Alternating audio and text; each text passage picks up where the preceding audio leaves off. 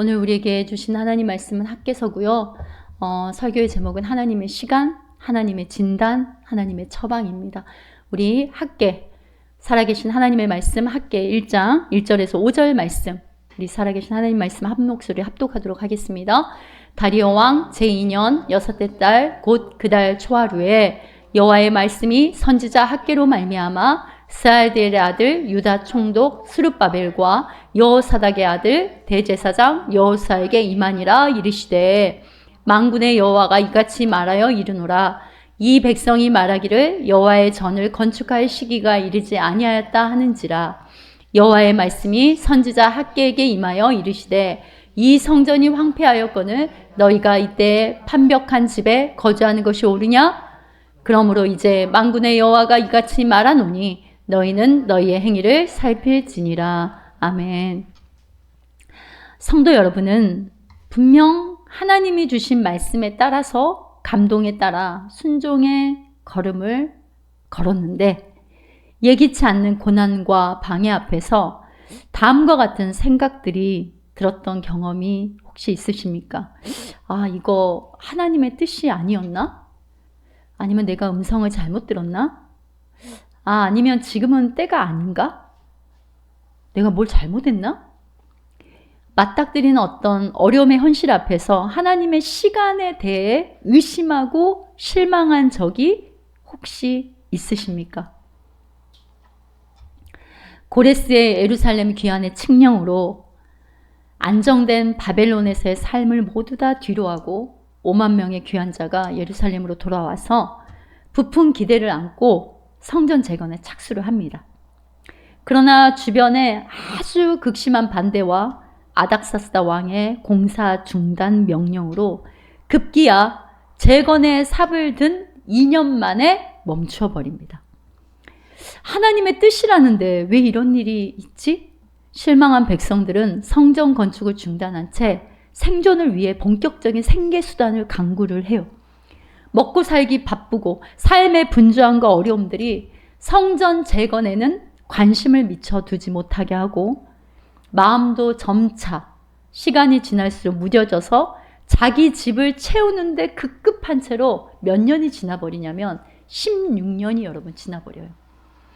우리도 차를 타고 지나가다 보면 건물을 짓다가 부도가 나거나 왜 시내 터미널 한복판에도 큰 거 있잖아요. 그렇죠? 여러 문제로 공사가 중단된 곳들을 보면 여러분 어떠하던가요? 쓰레기 더미가 쌓이게 되고 건물은 칙칙하고 뭔가 의신원스럽게 변하고 철골은 녹이 쓸기도 하고 범죄의 소굴이 되고 개와 고양이들이 사는 곳이 되는 것을 보지 않습니까? 처음에는 성전터를 지나갈 때마다 하나님께서 우리를 예루살렘으로 돌아오게 하신 이유가 또 오는 길에도 모든 대적들로부터 우리를 지켜주신 그 은혜를 받은 것이 하나님의 성전을 재건하고 하나님 앞에 제사를 회복하라는 것인데 저렇게 놔두면 안 될 텐데 이런 마음의 무거움이 처음에는 밀려와요. 그러나 한 달, 두 달, 1년, 2년 시간이 흐를수록 현실이 이런데 어쩌겠어. 지금은 때가 아닌가 봐. 지금 때가 아니야. 하나님도 뭐 이해하시겠지. 뭐 하나님 때가 되면 뭐 하나님 알아서 하시겠지. 현실의 한계에 책임 전가, 심지어는 하나님께 책임 전가하는 마음의 상태가 되어집니다. 아까 하람예꿈 영상에 봤잖아요. 책임 전가하는 건 우리의 본능이에요. 이렇게 16년이 지나는 시간 동안 돌아온 이스라엘 백성들은 그러면 그때 무엇을 하고 있었을까요? 성전 짓다가 널브러져 있는 벽돌, 그리고 좋은 나무, 건축자재 이런 거 자기 집에 가져가서 자기 집을 짓는데 들고 가는 거예요. 자기 집 짓기에 바쁜 거예요. 자, 학개 1장 4절 보세요. 개역개정에는 뭐라고 나왔냐면 판벽한 집에 이 성전이 황폐하였거늘 너희가 이때 판벽한 집에 거주하는 것이 옳으냐 이렇게 나오는데 이것을 쉬운 성경과 세번역으로 한번 동시에 봅시다. 너희가 그렇게 멋진 집에 사냐? 성전은 아직도 폐허로 남아있는데 너희가 그렇게 멋진 집에서 사는 것이 옳으냐? 세번역에는 뭐라고 해요? 성전이 이렇게 무너져 있는데 지금은 너희만 잘 꾸민 집에 이렇게 됐다는 말입니다. 그러니까 성전 기초만 놓은 상태에서 성전 재건은 멈춰버리고 크게 실망한 백성들은 성전 재건에는 무관심한 채 생계를 위한 일들에 계속 급급했던 거예요. 포로로 가 있는 동안 그 농사 지을 땅은 당장의 어떤 이득을 볼 수 없을 정도로 황무지가 되어 있어요. 자꾸 개간을 해서 씨도 뿌려서 열매도 먹고 이렇게 해야지 이게 자꾸 땅도 이렇게 이게 비옥해지는데 그냥 버려두고 황폐한 채로 있으니까 뭐 첫 해 뭐 농사를 하고 이렇게 해도 이게 뭐 수확이 많고 그러겠습니까? 그러다 보니까 이방인과 혼인동맹을 하는 거예요. 그러니까 혼인동맹을 맺는다 하면 뭐냐면 그들이 섬기는 이방신을 섬긴다는 의미예요. 그러면 이 말은 하나님이 말씀하시는 제1계명을 어떻게 해요? 어기는 겁니다. 그러니까 16년을 이런 자리에 그냥 죽치고 앉은뱅이처럼 앉아있던 거예요. 오늘날도 많은 신앙인들 중에서 하나님이 살아계시다면 왜 내게 이런 일이 있어? 하나님이 살아계시다면 왜 내 자녀가? 왜 내 부모가? 하나님을 향한 물음표의 담을 세우고 무슨 표요? 물음표의 담을 세우고 원망과 불평의 그 자리에서 하염없이 앉은뱅이처럼 앉아 있습니다.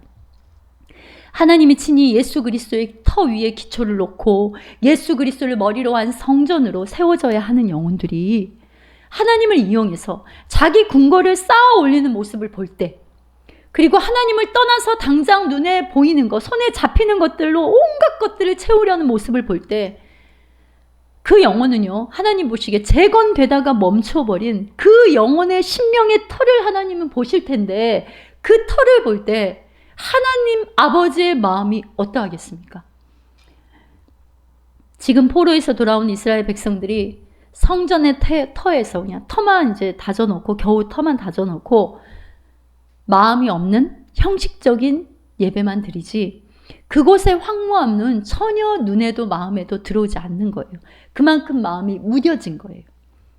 하나님이 명령하신 성전 재건의 목적을 잃고 방황을 하고 하나님이 돌아오게 해주시는 그 자원하는 마음을 다 그 마음의 감동도 다 삶이라고 하는 자신들의 삶이라고 하는 우선순위에 다 도둑맞고 어느새 그래 하나님은 그때는 그랬지 이렇게 되어버렸을 때 하나님 존재마저 학개와 스가랴를 통해서 하나님 말씀을 보내시며 성전 재건을 촉구하십니다.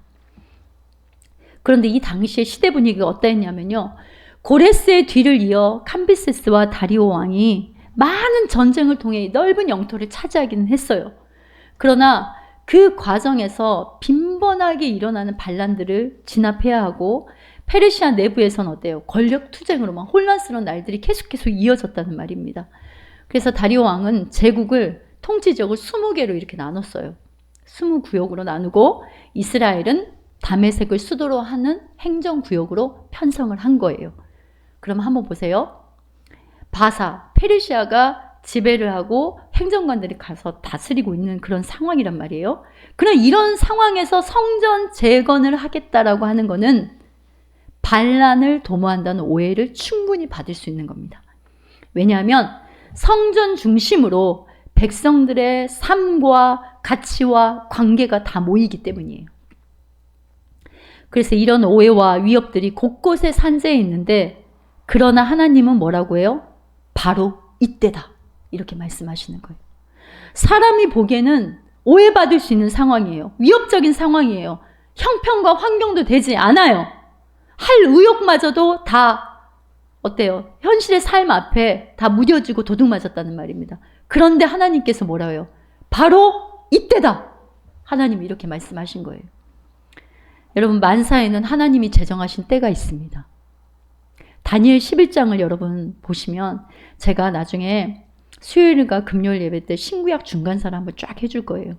다니엘 그 신구약 중간사를 보면 다니엘 11장을 보면은 소름이 돋아요.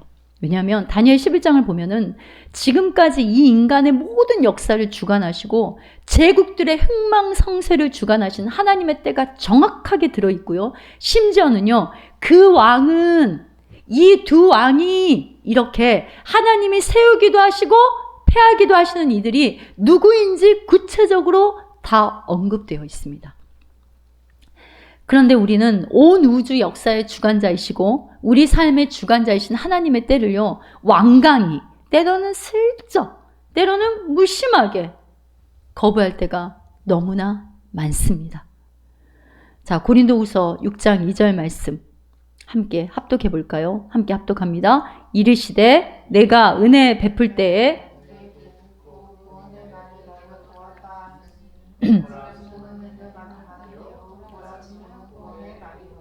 보라 지금은, 보라 지금은. 기독교는 여러분 보라 지금이에요. 한번 따라해 봅시다. 보라 지금. 기독교는 보라 지금이에요, 여러분. 바로 지금 가장 구원의 은혜가 필요한 때이다. 예배해라, 예수 믿어라, 기도해라 하면 주님 내 코가 석자예요. 주병 정리가 좀 되면은요, 그러면 정리될 것 같습니까? 아니에요. 이제 석자에서 넉자, 5자가 되는 거예요. 그리고 주변은 더 복잡해질 뿐입니다. 피조물이 창조주 구속주 하나님을 떠나서 그 하나님과의 살아있는 관계를 떠나서 여러분 뭐 대단한 일을 할 수 있겠어요? 요한복음 15장에 포도나무 비유에서 정확히 말씀하시잖아요. 나를 떠나선 너희가 이거는 하고 이거는 할 수 없고, 이게 아니에요. 뭐라고 하냐면 아무것도 할 수 없다라고 분명히 하나님 말씀하십니다. 그런데 주님 돈 좀 조금만 더 벌고 헌금할 돈 많이 가져올게. 헌금 돈 벌어서 헌금 많이 하면 되잖아요. 조금만 기다려주세요. 주님 지금은 제 형편이 아니에요. 주님 아직 얘가 좀 어려요. 주님 반대가 너무 많습니다. 주님 제가 딱 지금 오해받기 좋아요. 제 자존심이 허락을 안 합니다. 주님 전도할 사람이 생기면 할게요. 주님 시간이 되면 기도할게요. 제 시간이 없어요. 일하느라 너무 바쁩니다. 주님 이번 주는 사정이 있고 바쁜 일이 있어서요, 제가 선택한 시간에 예배하겠습니다. 늘 우리는 하나님 앞에 나의 시간을 고집합니다. 다 공감하시죠? 그런데 예수님은요, 언제나 내 뜻, 내 시간이 아닌 하나님의 뜻, 하나님의 시간 그 자체이셨어요. 자, 누가복음 13장 31절 30 말씀 보면은 바리새인들이 나와서 이르되 여기를 떠나가라 그래요. 헤롯이 당신을 죽이고자 하나이다. 그러니까 이르시되 너희는 가서 저 여우에게, 헤롯에게 말하는 거예요. 오늘과 내일은 내가 귀신을 쫓아내며 병을 고치다가 제3일에는 완전하여지리라 하라. 오늘과 내일은 내가 하나님이 명한 할 일 하겠다. 그리고 33절입니다. 오늘과 내일과 모레는 내가 갈 길을 가야 하리니. 사도행전 8장에도 보면 빌립이 사마리아 성에 내려가 그리스도를 전하니까 어떤 일들이 있었는지 아세요? 보세요.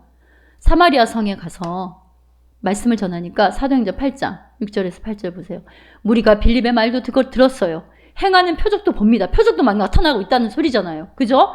그리고 한 마음으로 그가 하는 말을 따르더라. 말씀의 불이 막 임한 거예요. 그 신명들 속에. 그리고 많은 사람에게 붙었던 더러운 귀신이 어떻게 해요? 소리를 지르면 막 은사가 나타나고 막 성령의 사역들이 나타나고 막 중풍병자가 막 일어나가지고 막 걷고 이랬단 말이에요. 그래서 그 사마리아 성에 큰 기쁨이 임한 거예요. 한마디로 부흥이 임한 거예요. 그런데 주의 사자가 성령이 남쪽으로 가사로 내려가는 길까지 가라고 빌립에게 명령하는 거예요. 그러면 우리 같으면 이러지 않았을까요? 아니야, 이거는 사단이 지금 사마리아에서 예수 그리스도를 더 힘있게 전하지 못하게 방해하는 거예요. 이거는 사단의 속임수일 거야, 이렇게 생각하거나, 아니면 하나님 왜 하필 지금입니까? 이제서야 좀 복음의 사역에 흥이 붙었는데 지금이라고요? 지금 이때라고요? 이렇게 빌립은 말하지 않았어요. 성령이 이끄심 따라서 갔잖아요. 이해할 수 없고 보이는 게 없는데 순종하니 에디오피아 간다게의 모든 국고를 맡아보던 그 내시가 이사야 말씀 중에서도, 그 중에서도 정말 중요한 말씀, 뭐냐면 그리스도의 십자가의 구원을 나타내는 그 부분을 딱 잊고 있었던 거예요. 근데 그 뜻을 모르고 있는데 성령이 그 한 영혼에게 빌립을 보내어서 풀어주게 하신 것을 우리는 사도행전 말씀을 통해서 알고 있지 않습니까? 하나님은 그 에디오피아 내시가 수레를 타고 가면서요, 이사야의 글, 여러분 이사야 봤잖아요. 가장 큰 대선지자. 근데 그 글 중에서도, 그 많은 글 중에서 딱 예수 그리스도의 고난의 글을 읽는 바로 그 타이밍에 한 초의 엇갈림도 없이 빌립의 입을 열어 가까이 가서 이 글이 바로 예수 그리스도를 나타낸다. 예수 그리스도의 복음을 전하게 하시잖아요. 하나님은요, 여러분, 환경이라든지 사람의 머릿수라든지 우리의 형편 이런 것을 보시는 게 아니에요. 우리는 그거 보잖아요. 환경이 어떠한 거 한번 보죠. 그리고 사람의 머릿수가 어떠한지, 우리의 형편이 어떠한지 보잖아요. 하나님 이런 거 보지 않는다는 말이에요. 한 영혼, 그리고 예수 복음을 전해줄 타이밍, 그리고 바로 영혼들을 향한 하나님의 타이밍에 집중하신다는 것을 우리가 반드시 깨달아야 되는 하나님의 속성 중에 하나입니다. 하나님은요, 사마리아 성에 큰 부흥이 일어나고 막 영혼군의 부흥이 일어나는데 이 한 영혼이 이사야 글 중에 예수 그리스도의 구원에 대한 그 부분을 잊고 계시는 전능하신 하나님 다 보고 계신 거예요. 그 한 영혼에게 예수 그리스도의 복음이 들어가게 하시면 그 모든 것들을 다 하나님께서는 올스탑. 이게 바로 하나님의 속성이에요. 이 하나님의 속성 때문에 여러분과 제가 구원받고 여기 있는 겁니다. 우리가 하나님을 알아야 돼요.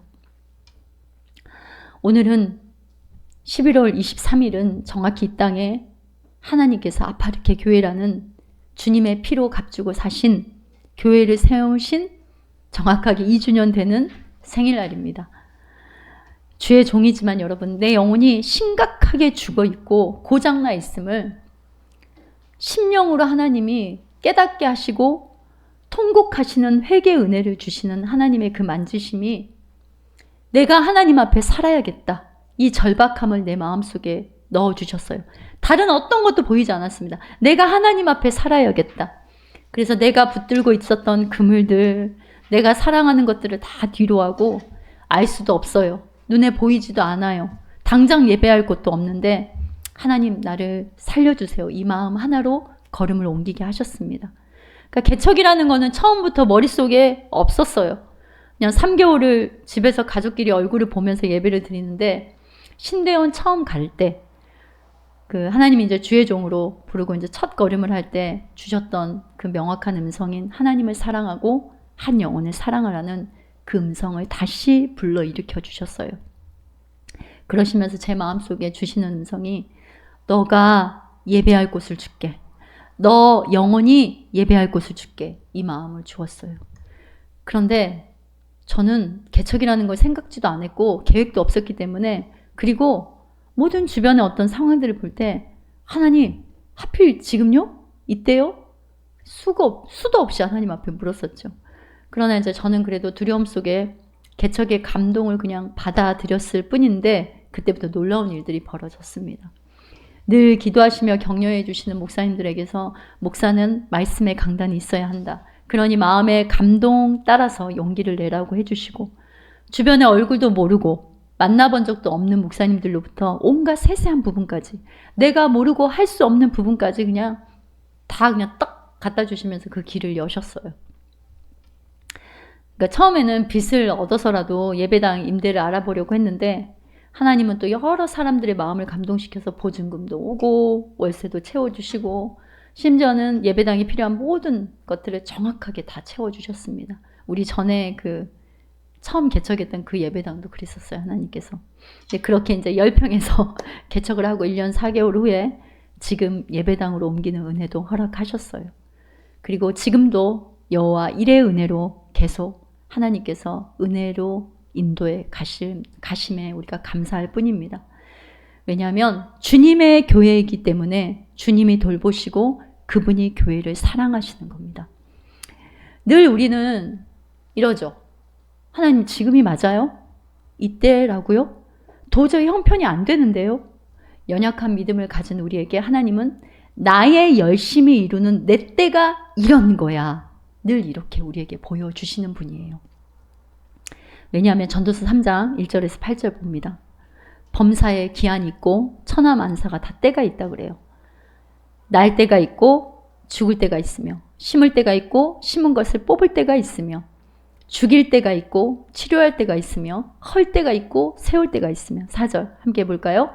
울 때가 있고 웃을 때가 있으며 슬퍼할 때가 있고 춤을 출 때가 있으며 계속 돌을 던져버릴 때가 있고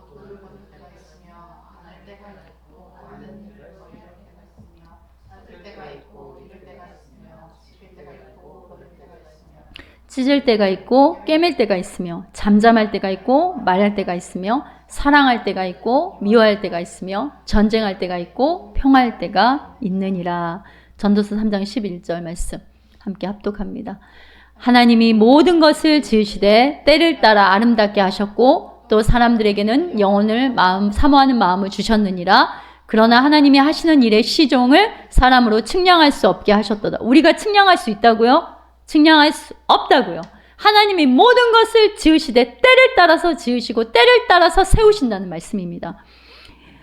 그런데 우리가 하나님을 사랑하는 그 사랑의 물이 우리 마음에 마르고 기도의 눈물이 마르고 감사와 찬송의 소리가 멈추고 하나님으로부터 떠날 때 하나님의 시간을 단정하게 되는데요. 이럴 때 우리의 행위를 변질시키는 다음과 같은 마음들이 틈을 타게 돼요. 지금은 때가 아니야. 수많은 사람들도 말하잖아. 지금은 때가 아니라고. 내가 생각하는 때는 이때예요. 이때야. 기약 없이 시간만 가네. 지겹다. 지친다. 바로 하나님의 시간을 의심하고 단정하는 마음이 이런 마음들이 쑥 들어가면요. 이때부터 변질이 오게 됩니다. 신앙의 변질이 오고 하나님과의 관계의 변질이 오는 거예요. 이럴 때 신앙이 형식적으로 바뀌어요.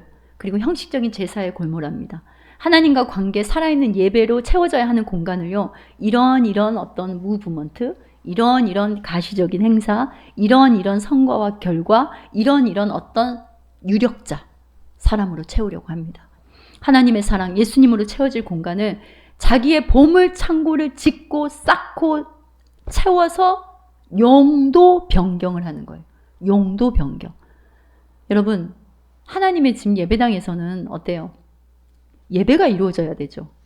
그런데 다른 걸 하면 뭐가 됩니까? 용도 변경이죠. 그거하고 똑같이 우리가 그리스도의 성전이지 않습니까? 하나님을 영원토록 그분을 찬양하고 그분을 의지하고 그분을 바라보고 감사하고, 근데 이게 다른 것으로 자꾸 채워지면 용도 변경이 일어난단 말이에요. 학개서에 우리가 이번 주 읽은 학개서에 하나님이 이렇게 정확하게 말씀을 해놨잖아요. 학개 1장 5절 6절 보세요. 만군의 여호와가요. 왜 만군의? 여러분 학개서 읽을 때 공통적으로 좀 본 게 있지 않았습니까? 만군의 여호와가 오늘 집에 가서 그게 몇 번 반복되나 한번 찾아보세요. 왜 하나님은 학개서에서 만군의 여호와가 이걸 계속 반복할까요? 모든 것들을 주관하시고 모든 때를 정하시고 모든 것을 인도하시는 전능하신 하나님이라는 거예요. 유일하신 하나님이라는 거예요. 그래 만군의 여호와가 나 하나님이 너희에게 하는데 너희는 너희의 행위를 살펴라. 이게 나오잖아요. 6절에 뭐라고 해요?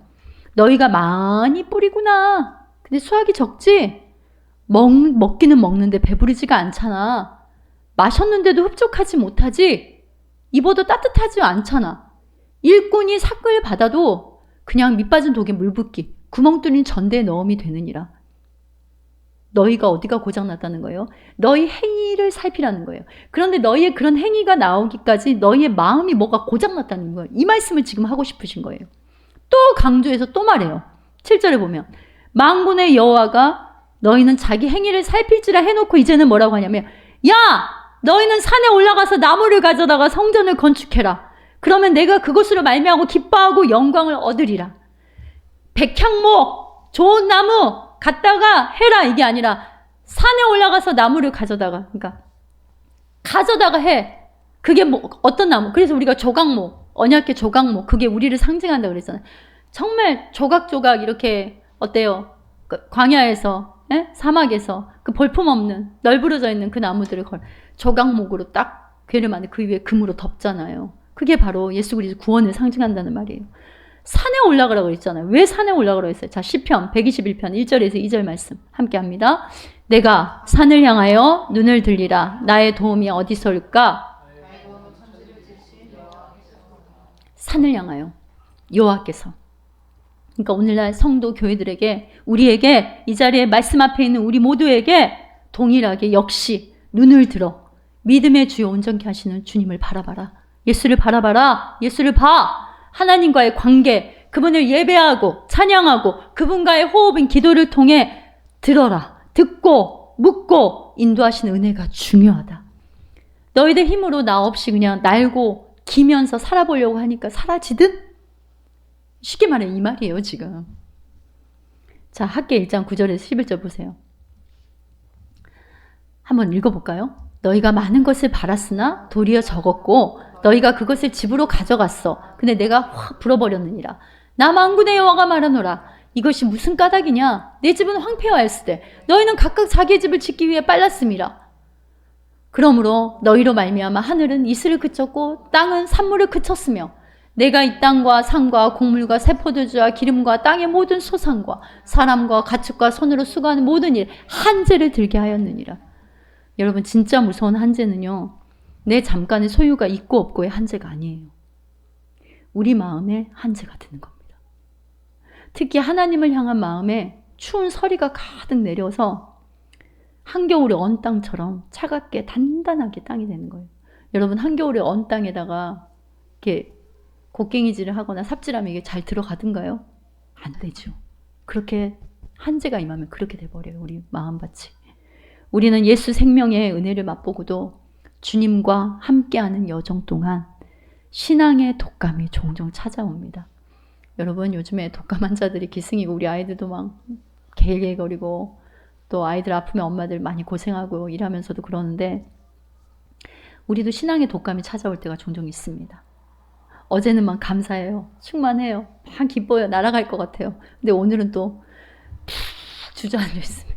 그래서 막 다 귀찮아. 설거지도 귀찮아. 밥하는 것도 귀찮아. 애들 니네 알아서 해. 말 거는 것도 귀찮아. 이불 속에 막 기어 들어가고 이렇게 갑자기 신앙의 독감이 올 때가 있어요. 왜 그럴까요? 하나님을 향한 기대감이 좌절되었을 때 그래요. 기대감. 하나님의 시간이요, 나의 시간에는 거절로 느껴지는 거예요. 내 입장에서는. 그 느껴지는 거절감이 결핍이라는 신앙의 공허함이 우리 마음에 밀려올 때가 있습니다. 그러다 보면요, 시야가 좁아져요. 그리고 마음이 조급해집니다. 그리고 마음이 갇히게 되고 자기 애착으로 숨어요. 자기가 뭔가 위안받으려고 하는 그런 어떤 행위들로 숨어요. 그래서 각종 이제 중독이 나타나는 거예요. 어떤 분들은 열만 받으면 어때요? 자꾸 술을 차면 나중에 어떻게 돼요? 술 중독 걸리죠. 그리고 또 어떤 분들은 열만 받으면 유튜브를 주구장창 드라마 정주행을 한다거나 영화 정주행을 한다거나 또 어떤 사람들은 스포츠에도 막 많이 빠져요. 그죠? 그러니까 뭔가 하나님의 때가 내게는 자꾸 거절로 느껴져요. 그러니까 애가 마치 애정결핍 걸리듯이 영적인 결핍증이 막 오는 거예요. 그래서 막 공허함이 밀려옵니다. 그럴 때 마음이 갇히게 돼요. 그래서 자기 애착으로 숨어요. 그래서 끊임없이 다른 것으로 채우려고 합니다. 이런 이스라엘 백성을 보시는 하나님 마음이 얼마나 아프실까요? 그래서 학개 선지자를 보내서 하나님께서 뭐라고 하냐면 다시 기억해봐. 위로와 격려를 또 하세요. 학개 2장 15절 보세요. 이제 원하건대 너희는 한번 기억해봐. 이 돌 위에 놓이지 아니하였던 때를 기억해봐. 이 돌 하나도 놓이지 않을 때 그때를 한번 기억해봐.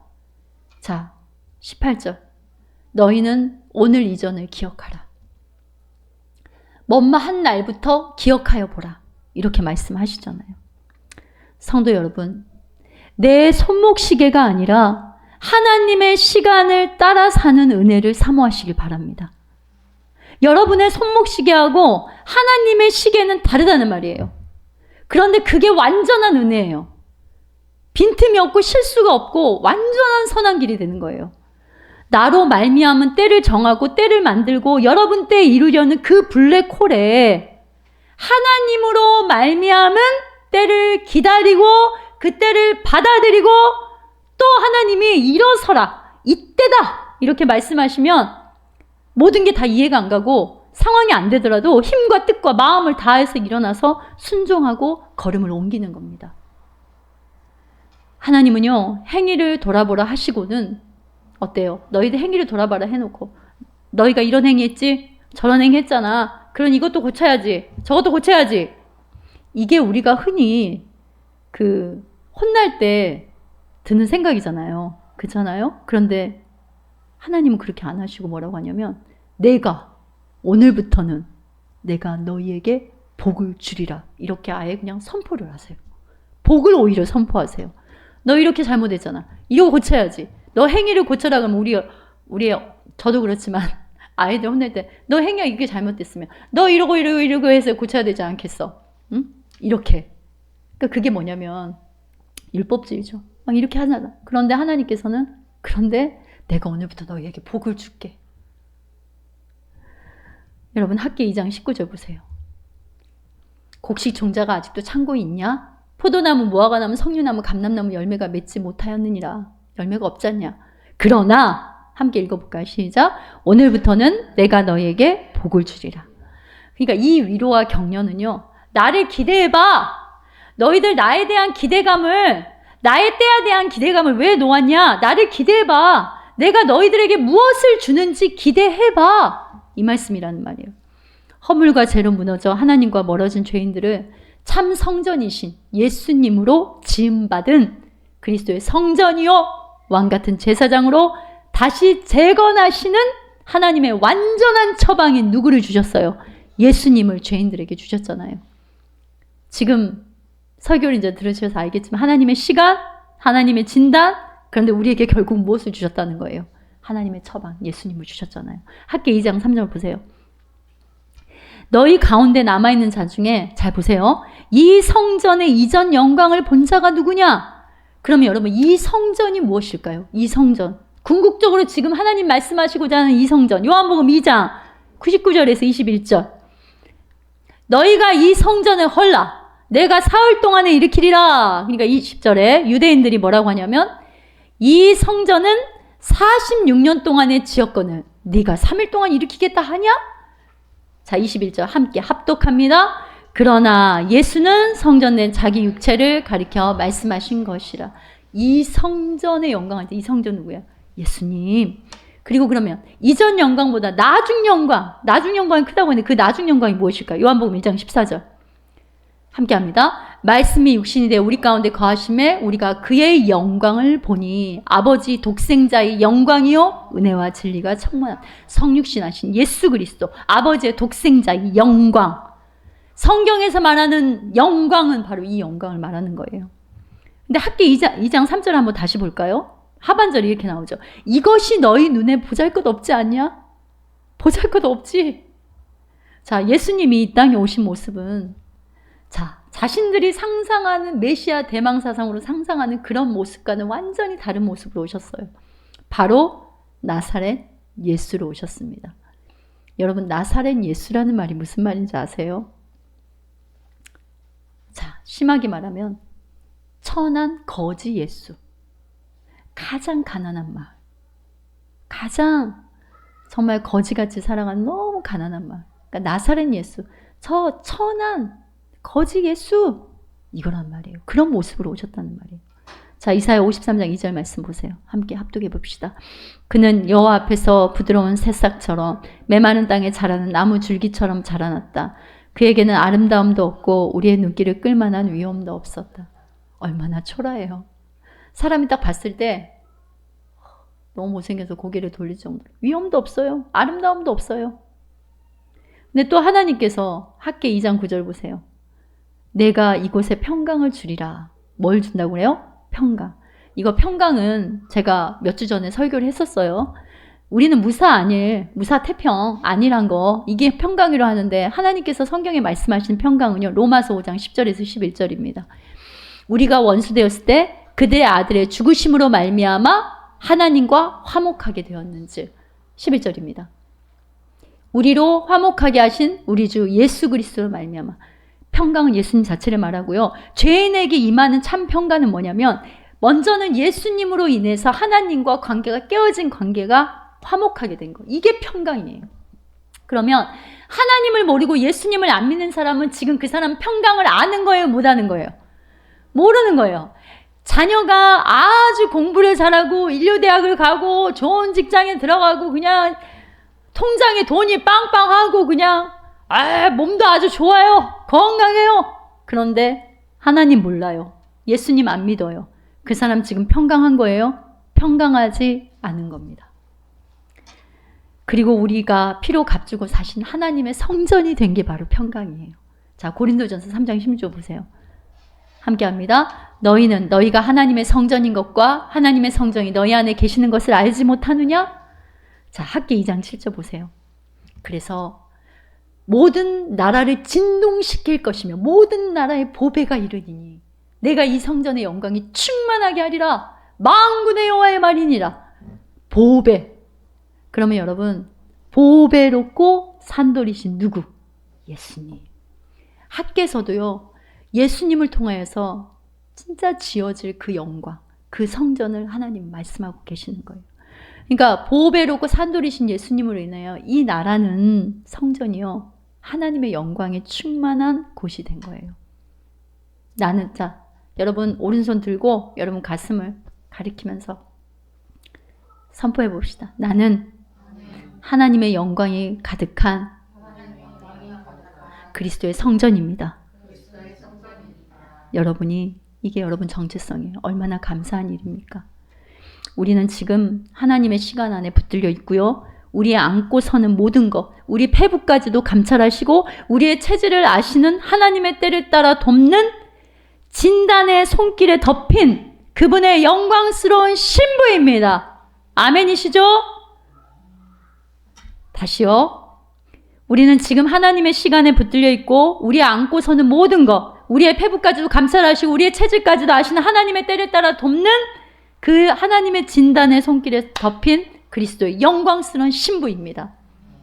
지금도 완전한 처방인 예수 그리스도의 생명을 계속 수혈해 주십니다. 아멘. 여러분, 하나님의 열심이라는 찬양이 있어요. 들어보신 분은 있을 거예요. 근데 그 가사 내용 중 이런 부분이 있습니다. 조금 느린 듯 해도 기다려 주겠니? 조금 더딘 듯 해도 믿어줄 수 있니? 내가 가는 그 길 절대 헛되지 않으니 나와 함께 가자. 앞이 보이지 않아도 나아가 주겠니? 이해되지 않아도 살아내 주겠니? 너의 눈물에 기도 잊지 않고 있으니 나의 열심으로 이루리라. 사랑하는 성도 여러분, 모든 것을 하나님이 정하신 때를 따라 가장 아름답고 귀하게 성취하시는 하나님입니다. 우리의 생각과 지혜로 측량할 수 없는 일들을 계획하시고 행하시는 하나님입니다. 신실하신 하나님을 향한 기대를 내려놓게 하는 모든 영적 전쟁에서 성령을 전적으로 의지하는 살아있는 믿음으로 광야교회의 모든 남은 여정을 하나님의 열심에 붙들린 아파르케 성도님들과 하람예꿈 다음 세대들이 되시길 살아계신 우리 주 예수님 이름으로 소망합니다.